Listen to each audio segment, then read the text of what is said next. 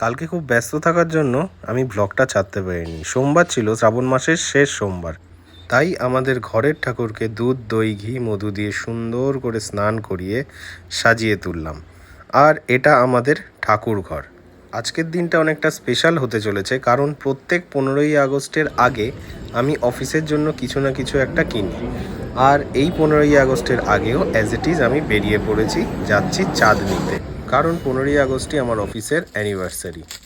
আমি কোন দোকান থেকে আমার সব ইকুইপমেন্টগুলো কিনি কম্পিউটারের, আর কি কি কিনেছি এই সেটআপটা তৈরি করার জন্য, তার পুরো ডিটেলস আমার ইউটিউব চ্যানেলে ফুল ভিডিও হিসাবে থাকবে। সেখানে কি কি ফিচারের জন্য আমি কোন কোন মডেল আমি ট্রাই করেছি, কত কি বাজেট নিয়েছে, সেগুলো সব আমি ইন ডিটেলস সেখানে বলে দেবো।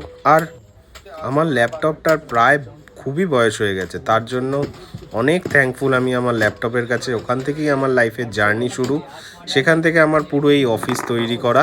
অ্যান্ড আমি খুবই থ্যাঙ্কফুল আমার ল্যাপটপের কাছে। এইভাবে সব মাল নিয়ে মাথায় করে আমি অ্যাকচুয়ালি বাড়ি আসলাম। আমি ব্যক্তিগতভাবে বলি যে এইসবে বিশ্বাস করি না, তাও আমি এই ড্রেসটা যখনই পরি অফিসের জন্য কিছু না কিছু আসে। এই ড্রেসটা পরে গেছিলাম, ম্যাকবুক কিনে এনেছি। এই ড্রেসটা পরে গেলাম, একটা নতুন সেটআপ তুলে আনলাম।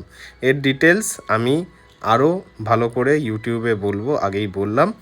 এইটা হলো আমার পুরো বিল্ড আপ পিসি। অ্যান্ড র্যাপগুলো এখনও খুলিনি, আস্তে আস্তে সফটওয়্যারও ইনস্টল করে নিলাম। কাল থেকেই আমাদের এই মেশিনে কাজ শুরু হয়ে যাবে। বাড়িতে এসে খেলাম প্রসাদ, হরিসভা থেকে প্রসাদ আনা হয়েছিল। এই প্রসাদগুলো খেতে আমার খুবই ভালো লাগে।